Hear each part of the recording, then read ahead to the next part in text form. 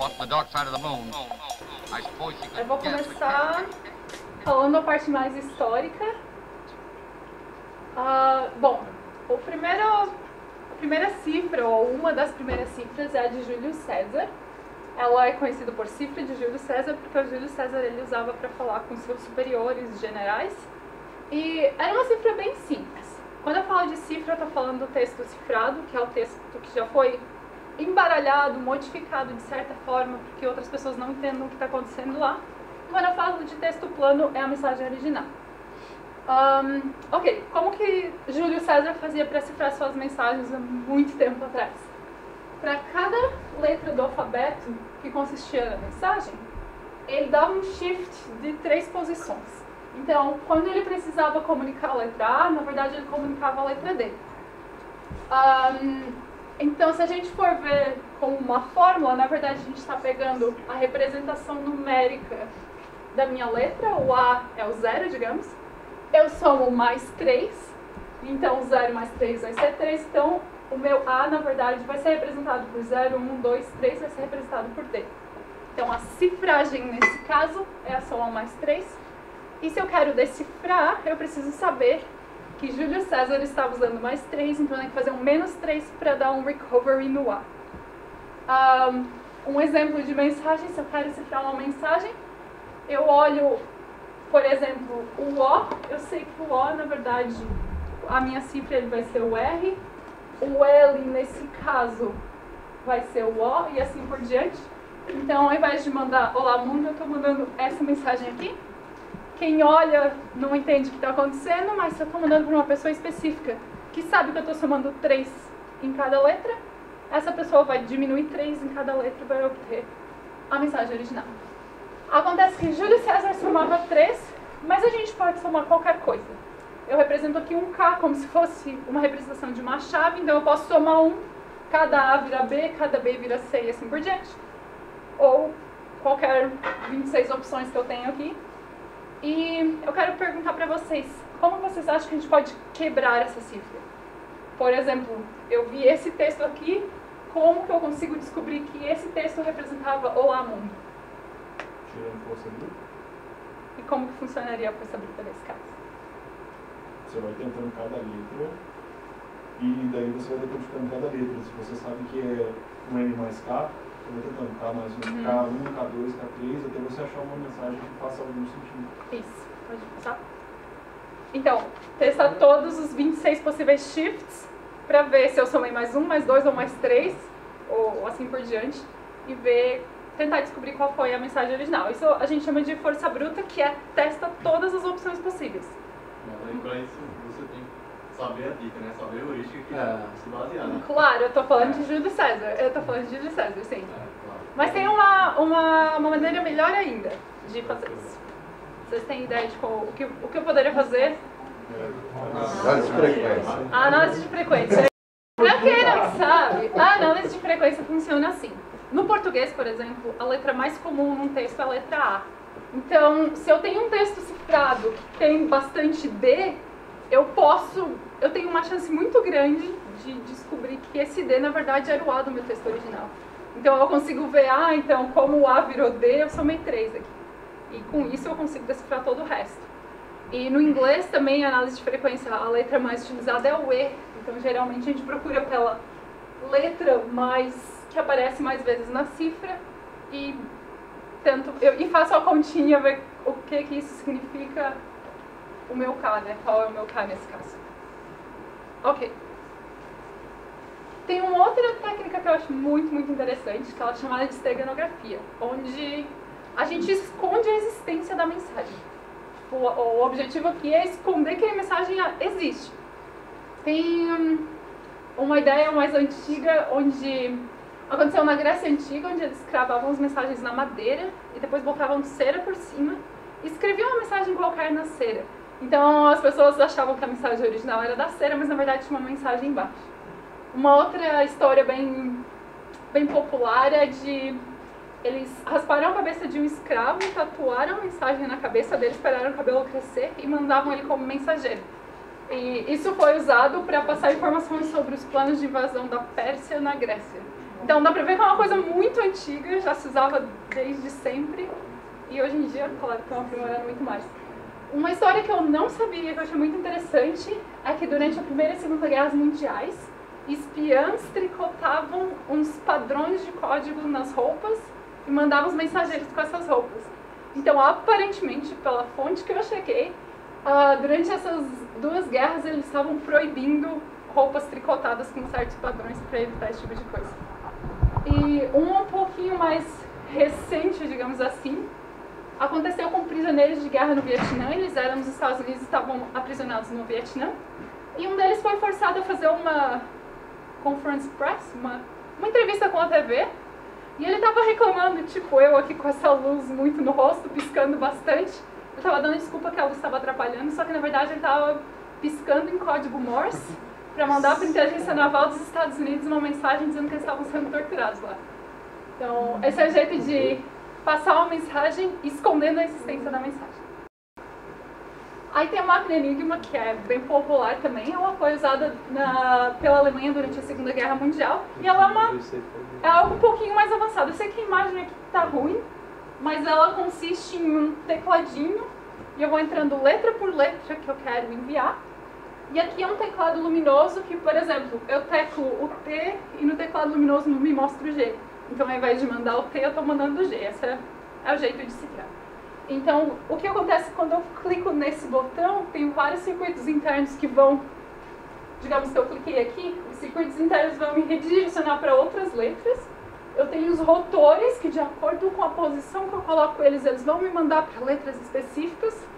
E depois de fazer uma viagem bem grande aqui no meio, eu apertei o T e aparece o G. Isso. Então essa era a ideia. Eles adicionavam vários rotores e o problema maior que os britânicos tinham, esse grupo de inteligência que tentava decifrar, né, o que estava acontecendo. O problema é que os alemães, todo dia, meia-noite, eles giravam o rotor. Então mudava tudo. Todo o trabalho que eles tinham feito durante o dia para descobrir o que tinham lá se perdeu, porque mudou completamente. Agora tem uma outra cifra aqui, que ela é, de certa forma, parecida com a de César. Eu tenho a minha mensagem e eu somo com a minha chave. Se eu estou trabalhando com bits, eu uso XOR, mas se eu estou trabalhando com uma representação decimal do meu número, eu posso usar soma e subtração, igual a gente estava fazendo com a cifra de César. Só que aqui tem uma diferença. A minha chave ela é completamente aleatória, ela nunca é repetida e ela é tão grande quanto a mensagem.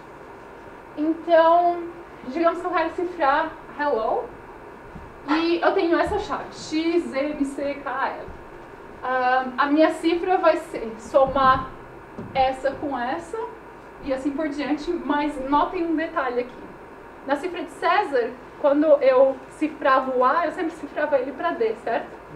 Aqui não é a mesma coisa, ó. O L virou N e aqui virou V. Então a minha chave,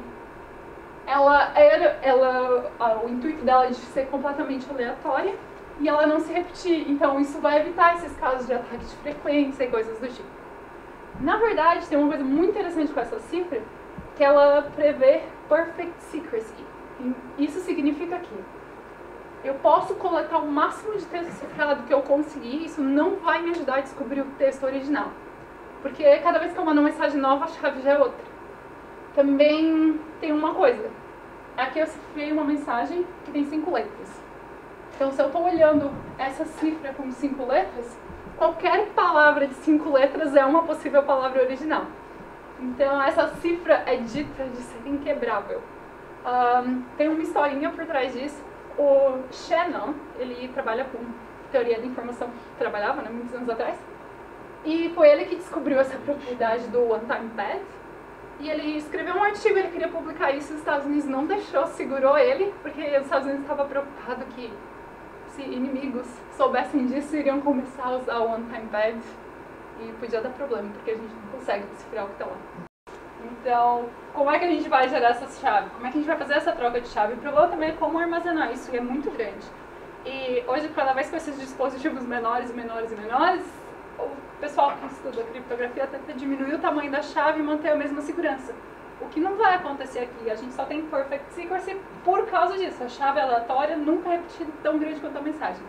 Então, apesar de ser maravilhoso, fica meio difícil de usar. Tá, eu falei toda essa parte histórica, agora eu vou falar um pouquinho de o que a gente usa hoje em dia, o que tá todo mundo usando todo dia e às vezes nem percebe, né? Eu vou começar com a parte de cifra simétrica. Então, vou introduzir aqui Alice e Bob. Quando se fala de criptografia, é sempre A e B, Alice e Bob querem se comunicar de maneira segura. Na criptografia simétrica, ambos os lados têm a mesma chave. Isso é parecido com tudo que eu estava falando até agora. Os dois lados querem se comunicar, os dois lados têm que saber o casinho que a gente está somando na mensagem, ou a posição dos rotores na Enigma, ou a tripinha de palavras no One-Time Pad. Então, a primeira coisa que eles fazem é fazer esse acordo de chaves, decidir qual chave vão usar. Aí a Alice cifra uma mensagem com essa chave, manda para o Bob. O Bob é a única outra pessoa no mundo que sabe essa chave, então ele decifra usando essa chave. Tem uns pontos muito importantes aqui. A eficiência é muito boa. Um dos algoritmos bem utilizados hoje em dia é o AES, para cifra simétrica, e ele é bem eficiente. Também é muito seguro, tem toda essa questão de tamanho de chave para garantir segurança, mas eu não vou entrar nesse detalhe. Só que o problema aqui é essa troca de chaves. Se eu quero conversar com alguém do outro lado do mundo, a gente precisa decidir essa chave. Como que a gente faz essa decisão de chave? Tem alguns protocolos para isso, mas isso é um impasse assim, nesse tipo de criptografia. Para resolver um pouquinho esse problema, tem uma criptografia assimétrica, onde um lado só tem duas chaves. Tem uma chave pública e uma chave privada. A pública compartilha para todo mundo e a privada mantém só com ele. Então, por exemplo, Bob tem uma chave pública e uma privada, Alice sabe a chave pública do Bob. Tudo que é cifrado com chave pública pode se decifrar unicamente com chave privada e vice-versa. Então, a Alice vai cifrar a mensagem dela usando a chave pública do Bob, é a única informação que ela sabe. Bob é a única pessoa que tem a chave privada, então é o único que vai conseguir decifrar essa mensagem. Novamente, segurança, a gente não precisa de troca de chaves aqui, mas não é tão eficiente quanto a cifra simétrica. Existe uma categoria que são de curvas elípticas, onde também é uma cifra simétrica e é bem mais eficiente. É uma coisa bem mais complexa de explicar, mas é muito mais eficiente e acho que roda principalmente em celulares e mobile devices. Mas, de novo, não vou entrar nesses detalhes. Agora, só para contextualizar tudo que eu vou falar a partir de agora, quando eu estou falando de módulo, eu estou falando de resto da divisão. Então, A mod B é o resto da divisão de A por B. Um número primo, como todos sabem, é um número divisível por 1 e por ele mesmo. E quando eu estou falando de fatoração aqui, bom, a gente aprende na escola que fatorar um número é achar seus fatores primos, né? Fatorar até que eu não consiga dividir mais. Acontece que, o que acontece se eu tenho um número cujos fatores primos são muito grandes? Então, eu gerei esse número através da multiplicação de dois números primos que tinham 1024 bits. A fatoração é inviável nesse caso. E essa é a base de muitos algoritmos criptográficos hoje em dia. Levaria a idade do universo para fatorar isso. As pessoas trabalham em algoritmos de fatoração para tentar melhorar isso e quebrar cifras, só que no cenário atual é inviável. Então, quando eu estou falando de fatoração, eu estou falando com esses números grandes. E exponenciação modular é simplesmente um número elevado a outro, mod outro número. E eu também vou usar o máximo divisor comum.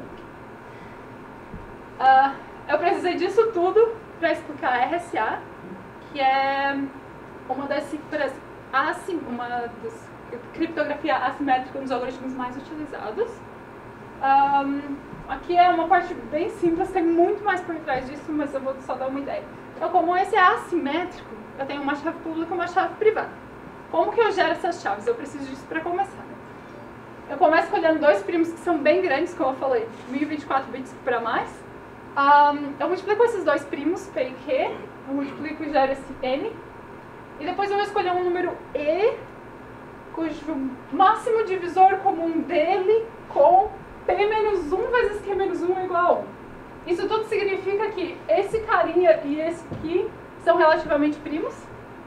Depois eu vou calcular um outro número, que ele é congruente, não era para ser igual aqui, que ele é congruente a n-1 mod esse número, que na real significa que o D é o inverso multiplicativo do E mod isso aqui. Tem toda uma explicação matemática por trás disso aqui, por que funciona, né? E no final, minha chave pública é o E e o meu N, e minha chave privada é o D e o N. E a segurança disso tudo está baseada na dificuldade de fatorar esse cara aqui, de achar P e Q, porque P e Q são secretos, assim como o D. Por que a segurança disso é baseada naquilo lá, na fatoração? Bom, a gente vê aqui que os passos que a gente fez, né? Todo mundo vai ter o E porque é a chave pública, todo mundo vai ter o N porque é a chave pública. O que me evita que eu calcule o D, que é minha chave privada? Eu preciso ter o P menos 1 vezes Q menos 1. Eu só consigo calcular P menos 1 vezes Q menos 1 se eu sei quem é o P e quem é o Q. E o P e Q são secretos e eu tenho o N. Então, como é inviável de fatorar o N e descobrir P e Q, a segurança disso tudo, a segurança do meu D, está baseada nessa dificuldade de fatoração. Agora, como que funciona para cifrar e decifrar usando o RSA? Novamente, Alice e Bob, só que nesse caso, o Bob tem a chave pública N e E e a chave privada N e D. E a cifragem é muito simples. Eu tenho a minha mensagem, elevo a potência E, calculo o mod N. Essa é a minha cifra. Eu transformo a minha mensagem em número e faço isso, e aqui eu tenho a mensagem cifrada, ninguém consegue decifrar, só quem tem o D. Porque tudo que eu cifro com E, eu decifro com D. E como o Bob é o único que tem essa chave, Bob é o único que consegue decifrar. Então é bem simples. Como que o Bob decifra isso? Ele pega a cifra que ele recebeu, eleva ao D que só ele tem, calcula o mod N e recebe a mensagem original. Agora tem uma outra coisinha que a gente também pode fazer com esse tipo de criptografia assimétrica, que é chamada de assinatura digital.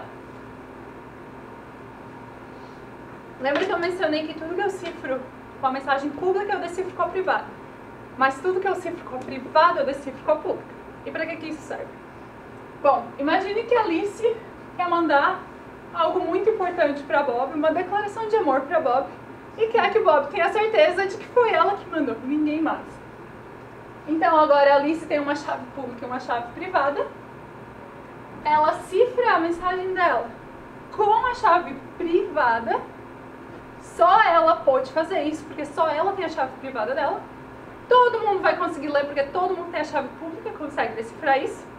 Mas todo mundo vai ter a certeza que foi a Alice que gerou, porque ela é a única que tem isso aqui, ela é a única que poderia ter gerado a mensagem. A assinatura digital, do jeito que a gente usa hoje, é muito mais do que isso, né? Eu calculo um hash da minha mensagem, cifro o hash e mando junto com a mensagem. Então tem coisinhas a mais, mas a ideia de toda assinatura digital é isso. Eu só pode ter sido eu que gerei isso, porque só eu tenho essa chave privada.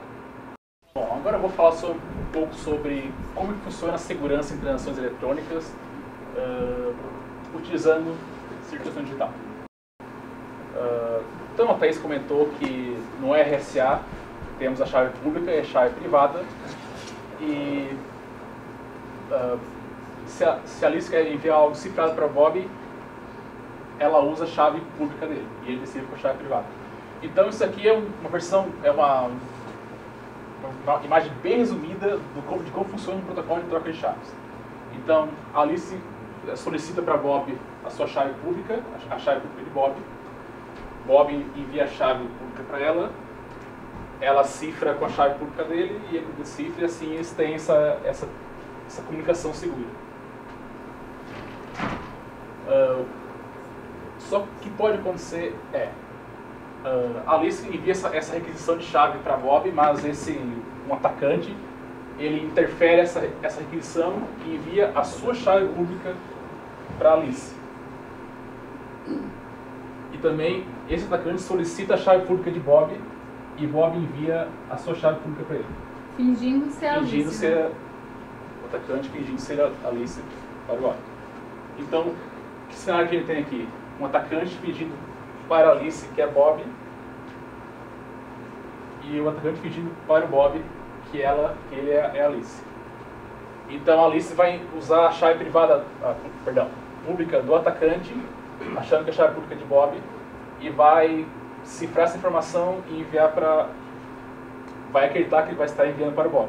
Na verdade, vai estar enviando para o atacante vai conseguir cifrar essa mensagem e ver o conteúdo dela, e depois ele vai usar a chave pública de Bob, cifrar a informação que a Alice enviou, e vai cifrar com a chave pública de Bob e enviar para o Bob. E aqui o Bob vai acreditar que vai estar conversando com a Alice, quando na verdade tem um atacante no meio, lendo todas as informações que estão sendo transmitidas aqui. Esse cenário que o Felipe falou, na verdade é um atacante passivo, ele está lendo as coisas e está repassando, mas também tem um cenário onde é um atacante ativo. Ele pode modificar a mensagem e cifrar com a chave pública de Bob, a chave pública todo mundo tem, e o Bob está achando que a Alice está mandando aquela mensagem para ele, mas na verdade foi o atacante.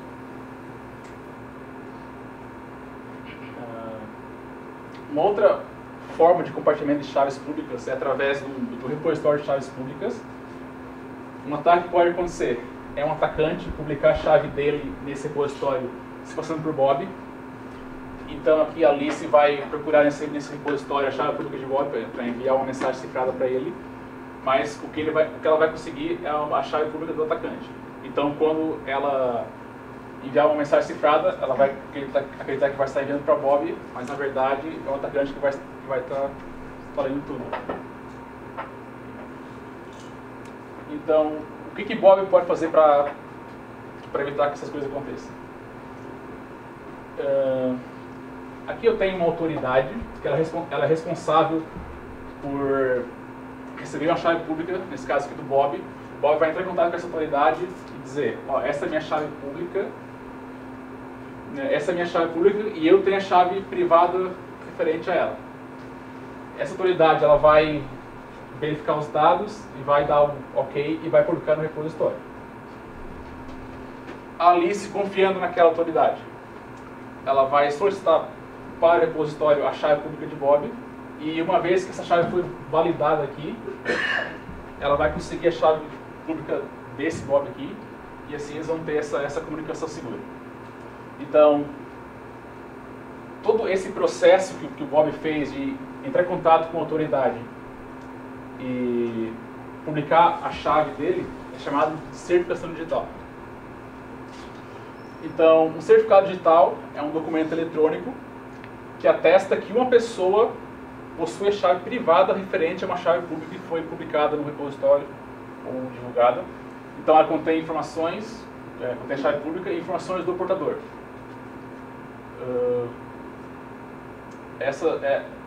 Assim como qualquer documento, como identidade, carteira de motorista, são necessárias autoridades para emitir esses certificados. As principais autoridades numa cadeia de certificação são as autoridades certificadoras e as registradoras. Então, o que Bob teria que fazer para conseguir o certificado digital? Entrar em contato com uma autoridade registradora, registrar, mostrar seus dados, e essa autoridade vai fazer uma requisição para uma autoridade certificadora, e essa autoridade vai emitir a chave pública e privada e carimbar que a chave pública é realmente a chave de Bob. Então aqui um exemplo de como funciona uma cadeia de certificação. Todo país ela tem uma autoridade certificadora que é a autoridade certificadora raiz. Essa autoridade ela emite certificados para outras autoridades para que essas possam emitir certificados para usuários finais. Então, por exemplo, aqui, vamos supor que essa aqui seria a C raiz do Brasil. Então, é um certificado, ela possui a sua chave pública, ela é autoassinada, vou explicar isso em blog. Essa autoridade, ela emite o certificado para uma autoridade de nível 2 e assina esse certificado.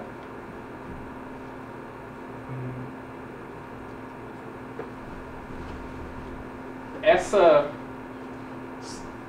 aqui seria o usuário final. Então ele faz a aquisição de certificado para essa autoridade, e como ele confia nessa autoridade certificadora aqui, então ele também confia nessa.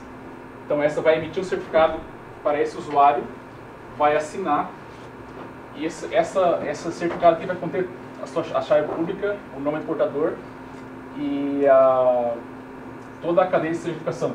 Quais foram os certificados que emitiram esse certificado? Quais são as vantagens da certificação digital?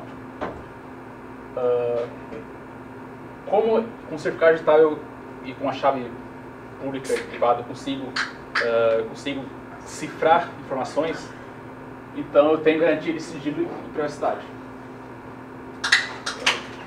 Hoje alguns sistemas, como o Banco do Brasil, por exemplo, eles permitem que você se autentique com o seu certificado digital. Já que você tem um certificado que foi emitido por uma autoridade reconhecida, então você consegue se autenticar no sistema usando um certificado digital. A Thaís comentou que, como uma assinatura digital, como eu tenho minha chave privada e a Thaís tem minha chave pública, se eu cifro algo com essa mensagem privada, ela vai conseguir cifrar com a chave pública. Como só eu tenho posse dessa chave privada, então isso garante que foi eu mesmo que cifrei aquilo e compartilhei. Então isso é útil para assinatura de formulários, e uma assinatura digital no Brasil tem validade jurídica, vale como uma assinatura anual. E como eu não posso negar que foi eu que cifrei algo com a minha chave privada, isso permite eu identificar um remetente, porque como, em teoria, somente eu tenho porta-chave privada, então, sendo que eu cifrei algo com essa chave privada, não tem como eu negar que não fui eu que cifrei isso. Aqui é o certificado do Banco do Brasil, eu consegui no Firefox, então tem todas as informações, qual o domínio que esse certificado pertence, o nome, inclusive tem o endereço físico do Banco do Brasil lá em Brasília, a data que foi emitido e a data de validade. Bom, essas são informações que um certificado pode conter. Como eu falei, informação do portador da chave, então o pobre vai ter lá o nome dele, idade, sexo, CPF, o que ele quiser. Essas informações são obrigatórias, por exemplo? Algumas são, outras não. Além das informações do portador, também o certificado das autoridades emissoras. Então aquela imagem que eu mostrei antes, os 3 certificados, é a cadeia de certificação que vão estar nos certificados. Qual o algoritmo que foi usado para assinar? Qual o algoritmo que aquele certificado vai usar para assinar documentos e para criptografar? A chave pública, e se um dia vocês olharem qualquer certificado, vai ter a chave pública que a Thaís mostrou, o número D, que é o número gigantesco. O E. Que vai ter lá o número gigantesco, aquela é a chave pública no certificado. E comentado o uso da chave. Então, um certificado para um usuário final, para mim, por exemplo, eu não posso usar minha chave para gerar um novo certificado. O que pode ter é cifragem de e-mail, assinatura e outras coisas. E tudo isso é para o uso do navegador. O navegador vai verificar as informações e vai tomar as atitudes. E cada certificado também tem uma lista de certificados revogados. Essa lista é emitida pela autoridade certificadora. E, por exemplo, meu certificado foi revogado, eles vão publicar lá nessa lista que meu certificado não vale mais para nada. Então, no próprio certificado tem um link. Tem um link, então um navegador ou um programa de e-mail, eles vão verificar se o meu certificado ainda vale. Então aqui eu tirei um print screen da barra de endereços do Firefox. Isso aqui quer dizer que esses 2 certificados eles passaram por todas as validações do Firefox. Significa que são seguros? Nada. Então, se um dia vocês quiserem, se vocês um dia entrar naquele site que tem uma super promoção e vocês virem que está verdinho aqui em cima, não significa nada. Só quer dizer que esse certificado foi validado pelo navegador. A lista de autoridades certificadoras que eu peguei do Chrome. Então, peguei aqui a Global Sign. Bom, em vários casos, quando o navegador não reconhece um certificado, é porque ele não foi emitido por uma dessas ACs que estão aqui. Então, essas são as autoridades certificadoras, tem várias. Essas são as autoridades certificadoras que o Google confia. O que é engraçado, porque o Firefox tem isso aqui, ó. Aceita isso. Aqui alguns exemplos de erros que dão com certificados inválidos. Esse foi um problema que eu falei antes, agora há pouco, de adicionar a autoridade certificadora que dá esse erro, isso aqui é no Firefox. Esse problema de autoridade inválida não quer dizer que a comunicação está insegura, só que o problema é que o navegador não reconhece a autoridade que emitiu esse certificado. Aqui o erro que aconteceu no SERP, data inválida. A comunicação ainda pode estar segura, só a data que provavelmente expirou, ou que a data oficial de emissão, né? 2 dias depois acontece isso. E aqui um erro que acontece quando o certificado está revogado. Esse eu não confiaria de jeito nenhum. Um erro desse acontece quando uma C revoga o certificado, e a C revoga o certificado normalmente quando acontece um problema com a chave de criptografia, a chave privada foi corrompida e tem um atacante que consegue decifrar, então esse problema acontece quando o certificado está revogado. A gente viu, né, toda essa parte da base criptográfica que se baseia no que eu apresentei aqui em fatoração, mas tem muito mais coisa, tem o problema de logaritmo discreto, são todos problemas difíceis de calcular, difíceis de resolver matematicamente e que é inviável hoje em dia com os nossos computadores. Mas aí tem essa história de computador quântico que veio pra abalar tudo, né? Então... Vai abalar banco. Aqui é a parte que eu vou falar que eu não sei. Bom, nos computadores convencionais a gente tem bits e eles assumem o valor 0 ou 1, é um dos dois. Mas nos computadores quânticos eles têm algo que a gente chama de qubits, que são quantum bits. E esses bits, ao invés de só representar 0 ou 1, eles representam uma grande quantidade de valores e eles podem representar 0 e 1 ao mesmo tempo. Então essa a parte importante dos computadores quânticos, eles conseguem executar operações muito mais rápidas, que é muito bom para muita coisa, mas para a parte de criptografia é complicado. Porque se um bit consegue ser 0 e 1 ao mesmo tempo, eu vou conseguir resolver 7 problemas muito mais rápido. Eu vou ter muito mais poder computacional para resolver fatoração, logaritmo discreto, que entra em algumas coisas de troca de chave, logaritmo discreto para curvas elípticas, que é aquele algoritmo que eu mencionei depois do RSA, que tem coisas mais eficientes para mobile e etc. Então, tudo o que se baseia nesses fundamentos aqui já era. Inclusive Bitcoin. Inclusive Bitcoin. Então, as pessoas que trabalham com criptografia estão desesperadas correndo atrás disso para propor novos algoritmos para lidar com essa ameaça gigantesca. E a gente não precisa, na verdade, começar do zero. Tem umas classes de algoritmos que essas classes elas não dependem dessas assumptions matemáticas que são vulneráveis, tipo fatoração.